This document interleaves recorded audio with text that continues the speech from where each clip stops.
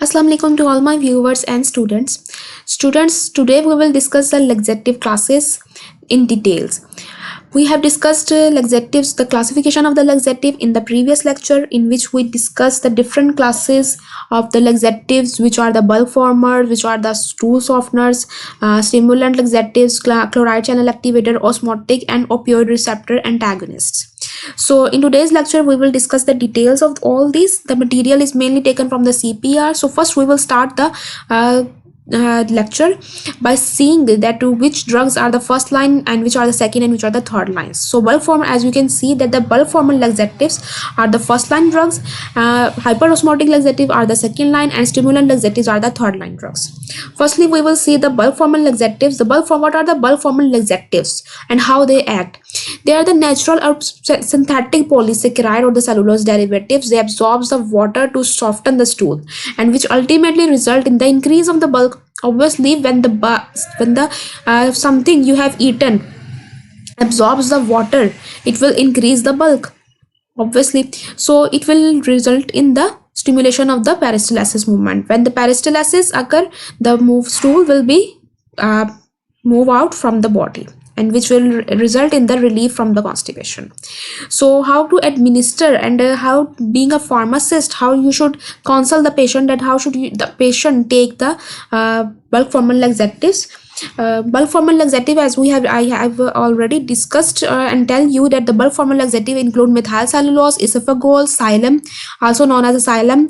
It also include bran, calcium polycarbophil, and the wheat dextran. So how to administer these bulk former laxatives? It should be given with the 8 ounce of the water, which is approximately equal to the 240 ml, and in a normal routine where a glass is almost equal to the 240 or 280 ml somehow. So it should be given with a 1 glass of the water. The onset of the action is 12 to 24 hours. It may be up to 72 hours. The adverse drug reactions. What are the adverse drug reactions? It's very important to know about the adverse drug reaction of all the drugs that you given to the patient. You should have a concept of the ADRs in your mind while recommending a product to your patient. So ADRs include bloating, cramping, and flatulence. Now come towards the contraindication. The contraindication includes the conditions in which you should not give the bulk former laxatives. These includes obstructive bowel lesions. The other one is the Crohn disease. In these conditions, the bulk former laxatives are contraindicated due to the risk of the perforation. The other condition in which the bulk former laxatives are contraindicated is the heart failure or the renal impairment. A patient who is suffering from the renal impairment or the heart failure should not be given the bulk former laxatives, because they are on the fluid restriction. Mainly they are on the fluid restriction, and they absorb the water from the body, so there may be the fluid imbalance. So now comes to what the further discussion about the bulk former laxative. It is also available as a sugar-free formula, or you should give the sugar-free formula to the diabetic patient. For the treatment, you must given for the treatment, when you are giving the treatment of the bulk former laxative to a person, the treatment should be limited to the 1 week. And in this week, if the patient is providing a positive response that the drug is acting properly on him or her, then you should continue the treatment, or should depending upon the condition, you should discontinue or continue the treatment. So however, if the patient is not responding to this bulk former laxatives, the limitation to see the response is 1 week. For the prevention, it can be used for the long term. For the prevention, if the person is suffering from the constipation, usually he suffer from the constipation and he wants to avoid this condition, you can give it for the long time. You can recommend these bulk former laxative for the long time, but not too long time. But however, for the treatment, when you are treating the condition, the response period should be limited to the 1 week. And if the person is not showing any response, the drug is not proving good in his response in his favor, then you should shift to the other drug. Now comes toward the next class of the laxatives. These include the hyperosmotic laxatives. As you can guess from this name, hyperosmotic, they create the osmotic gradient that create the osmotic gradient that pulls the water in the intestine. And as we know, the osmotic gradient, when there is a high concentration of the water, high concentration of the solute, the water fall moves from the high concentration to the low concentration. Like in the intestine, when there is a high concentration of the solute, the more water moves from the lumen, from the blood vessels to the lumen. Okay, so it will result in the peristalsis and the motility. So the mechanism, as we can see, it creates the osmotic gradient that pulls water in the intestine and result in the peristalsis and the motility, because it will increase the volume in the intestine. The drugs that comes in this class are the glycerin and polyethylene glycol. First, we will discuss the glycerin suppositories. Glycerin suppositories come under the name of the Fleet glycerin suppositories and Fleet Pedialex. This is very important class. This is effective when given rectally. So you have to given this suppository. As we know, this the suppositories is given rectally, not orally. So it will act properly when these are given rectally. The dosing for the adults from 6th year to the adults, what is the dosing? The 2 gram regular suppositories can be given, or 5.4 gram liquid suppository can be given. For the patient who are of the age of the 2 to 5 years, 1 gram suppository, regular suppository which is a solid, or 2.8 gram liquid suppository can be given. So this is very important that you can give this to the patients who are of the age of the, like you can give it to the childrens who are of the age of the 2 to 5 years. So this is very important when you are in the practice. You should remember that which drugs are allowed for the pediatrics and the geriatrics. So for the pediatrics 2 to 5 years old, you can give glycerin suppository. The onset is very important, and as compared to bulk formula laxative, the onset is very rapid. The bulk formula laxatives have the onset of 12 to 24 hours, while the glycerin suppositories have the onset of the 15 to 1 hour. What is the, now comes to what the ADRs. What is the ADR? Obviously it is given rectally, so the ADRs is also related to the rectal burning, like rectum. ADR is also related to the rectum, so the ADR is a rectal burning. So glycerin suppositories causes the rectal burning. Now comes to what the polyethylene glycol 3350. It comes under the name of the Miralax. This is very important. It is approved for the self-care use in the age of more than or equal to 17 years, more than 17 years or equal to 17 years. So it is approved for the self-care use in the age. But and the most important thing there to note is that in the same class of the hyperosmotic laxatives, one drug is approved for the children while the other drug is not approved. It is for the not approved for the children, and it is only approved for patients who are of the age of the 17 years or more. The dose is 17 grams stirred into 4 to 8 ounces of the fluid, and it is given once daily. Its onset is 1 to 3 days, similar to the bulk formal laxatives. Now comes to what the ADRs. ADRs are the nausea and diarrhea. Also, the bloating has also been seen in the patients. Now contraindications. Contraindication, it should not be given in the kidney dysfunction, inflammatory bowel disease, in the pregnancy and the breastfeeding. In the pregnant woman, it can be used for the short term but not for the long term. For the short term, its use is allowed, but you should be on the safe side and should not recommend this to the expecting ladies. There are other options available that include the bulk formal laxatives. So first prefer this bulk formal laxative. As you can see, this is also the first line, so go for this one. Now comes to what the saline laxatives. As we have seen in the classification, saline laxatives are the non-absorbable salts and sugar. They work by drawing the water into the colon, same as hyperosmotic. The onset, the drugs, the people who have not taken this lecture of the classification, let me clear for them. The drugs that are included in the saline laxatives are magnesium oxide. The drugs which comes under the class of the saline laxatives include magnesium hydroxide, sorbitol and lactulose. magnesium citrate, sodium phosphate, and sodium picosulfate. The lactulose comes under the name of the Dufalac, and the sodium picosulfate comes under the name of the Lexoberon syrup. These both of them are the syrups. Now see the onset. Let's see the onset. The onset is 30 minutes to 3 hours when given orally, and 2 to 5 minutes when given rectally. So this is very important, the difference of the onset. Now see the adverse drug reactions. The adverse drug reactions obviously are the same: nausea, vomiting, and dehydration. Sometimes excessive diuresis can also occur. The abdominal pain is also the abdominal cramping is also common in some patients. Then the important thing to see is that we have seen that the most of the drugs are the magnesium containing drugs, magnesium hydroxide, magnesium citrates. So the point which is to be noted in this is the magnesium. 20% of the magnesium is absorbed from this product. When you administer this product, 20% of the magnesium gets into your body. So hypermagnesemia in the patient can occur with especially in the patient with the pre-existing renal impairment.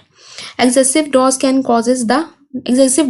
the magnesium can causes the diarrhea. So these may be the contraindication for the patient who is suffering from the renal impairment and adverse effect as well, because excessive dose, if you give the excessive dose of the magnesium containing product, it can lead to the diarrhea. So what are the warnings and the counseling point of these saline laxatives? Magnesium citrate, the adult dose is equal to 1 full bottle, and if we refrigerate, like if you keep the product in the refrigerator, it will increase the palatability and prevent the crystallization. So the adult dose is almost 1 full bottle, but to still confirm the doses from the BNF while before giving it to the patient. Now let's see the sodium salt containing product. As we have seen that there are the two drugs that consist of the sodium phosphate and sodium picosulfate, which I have told you comes under the brand name of the Lexoberon. So sodium salts should not be given to the patient suffering from the heart failure, edema, or renal failure, and magnesium salt should not be given to the patient suffering from the kidney dysfunction especially. Now let's see the oral sodium phosphate. This is the non-prescription medicine for the constipation. Oral sodium phosphate acute kidney injury. This is a non-prescription medicine, so it was given as a OTC drug. So some patient complain acute kidney injury. Thus FDA removed it from the market due to the non-efficacy for the constipation as well as the potential for the acute kidney injury. Oral sodium phosphate, but sodium picosulfate is still given as a OTC drug, but not sodium phosphate is given as a OTC drug. So this is all about the saline laxatives. Now comes to what the lubricant laxatives. The lubricant laxatives, as we have seen, these comes under the class of the stool softeners. In the stool softeners, we will discuss DocuSet and the mineral oil. So as I have told you before that mineral oil act as a lubricant. So as you can see here, the lubricant class consists of the mineral oil, and it consists of the paraffin oil and the petrolatum. They work at the colon to increase the water retention in the stool. Let's see the availability, whether it is available or in the different forms. It is available in the as a orally and the rectal, both forms of it is available. Let's see the dose for the child and the adults. For the adults, the dose is for 15 to 45 ml orally. 15 ml is equal to the 1 tablespoon, and 45 ml is equal to 3 tablespoon, but should be given 15. You should remain to the 15 ml while giving it to the patients. And if we see rectally, what is the dose? If we give this product rectally, the dose should be 118 ml. Okay, now let's see so this was the adult dose. Let's see the child dose. If you are younger than 12 years old, like for the child having the of the age of the 6 to 11 years, the dose for orally is the 10 to 15 ml, and the rectally is the 59 ml. So it can be given to the children's, but only of the 6 to 11 years, not less than 6 years. Okay, let's see the kinetics. The onset of this drug is 6 to 8 hours when given orally, and rectally, obviously when the drugs are given rectally, they act rapid. So as we have seen in the glycerin suppository, in the case of the glycerin suppository, that the onset was 15 minutes to 1 hour. Glycerin suppositories, in the case of the glycerin suppositories, and in this case of the lubricant laxatives, the response is almost same, 5 to 15 minutes when given rectally. The ADRs are the anal seepage. And what is the anal seepage? Anal seepage is the irritation and the preanal discomfort. It is also the leakage of the material. Now see the warnings. It can decrease the absorption of fat soluble vitamins, so do not use on the chronic basis. It is prohibited to use on the long term basis because it decreases the absorption of the fat soluble vitamins, which are A, D, E, and K. So these all of vitamins are very important and it can decrease their absorption. So obviously it will affect your body. It can be given on the empty stomach but not to be taken at the bedtime due to the risk of the lipid pneumonitis. Now let's see the contraindications. The contraindications are the rectal bleeding, appendicitis, and it should not be given to the patients who are less than 6 years old.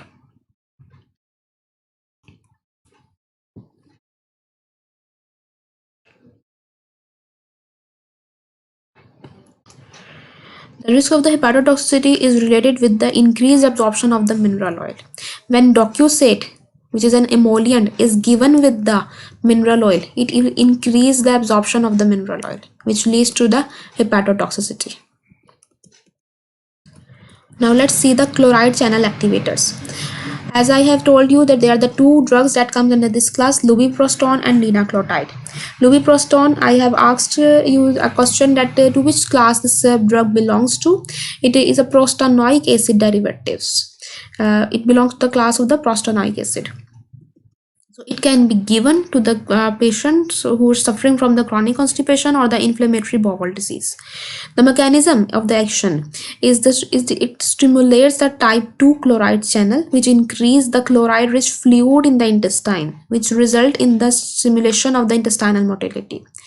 So it increases the motility by the activation of the chloride channel, and when chloride channel get activated, the fluid comes in the follows the chloride, and the chloride rich fluid increases in the intestine, which leads to the stimulation of the intestinal motility. The dose is the 24 microgram. This is very important. The dose is very less, given orally and twice a day for the chronic constipation. The onset is that within the 24, or it acts within the 24. Almost all the laxatives are acting within 1 day or 1.5 day, but when given orally. But when they're given rectally, the onset is obviously rapid. Minimal systemic absorption, it is a category C drug. Nausea, it causes the nausea in 30% of the patient due to the delayed gastric emptying. So it is also a side effect that it causes the delayed gastric emptying, which result in the nausea in some patients. Now let's see the second drug, linaclotide. It is minimally absorbed. It is a 14 amino acid peptide. It can be used for the chronic constipation and the inflammatory bowel disease, the same indications as for the lubiprostone. Linaclotide binds to and activate the guanyl cyclase C on the luminal epithelial surface of the intestine. So this is very important. It binds to and activate. It binds to the receptors and activate guanyl cyclase, and which result in the intracellular and extracellular CGMP, which ultimately activate the cystic fibrosis transmembrane receptors. When cystic fibrosis transmembrane receptors get activated, it increase in the chloride rich secretions in the intestine and increase the intestinal transient time. So the mechanisms are different, however the core mechanism is same, but the pathways are different. Like both of them increases the chloride rich fluid, but the way by which they increases the chloride rich fluid is different. Dose is the 145 microgram given once daily. The dose for the lubiprostone was twice daily and 24 microgram, and the dose for the linaclotide is 144 microgram given once daily. 1 to 2, it causes the 1 to 2 bowel movement per week. Upon discontinuation, bowel movement become normal within 1 week. However, with this drug, the recurrence of the constipation occur after the discontinuation. So this was a main side effect of the lubiprostone. While with the linaclotide, this is not the case. Upon the discontinuation, the bowel movement become normal within 1 week. Adverse drug reaction is the severe diarrhea in 20% of the patient. It is also again a category 3 drug and is also contraindicated in the pediatric patient.